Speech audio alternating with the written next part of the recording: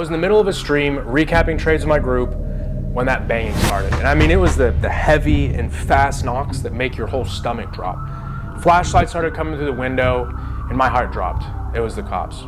So I whispered to my friend who was across the room, and I told him, hit the ground. I muted my Discord mic, I shut my laptop, and we laid there in silence for what seemed like a fucking lifetime.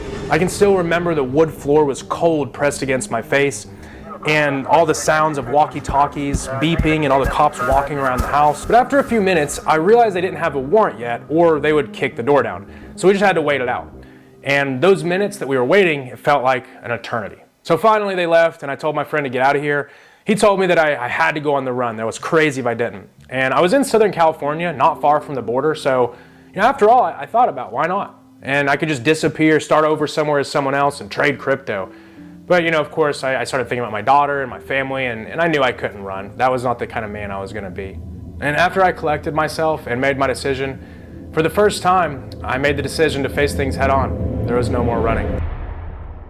And the next day, they came back with a warrant. SWAT team busting in the house from every entrance, flashlights and guns in my face, and as they led me out in handcuffs, I watched as they confiscated the same trading computer that just a couple hours ago I was streaming on in the Discord.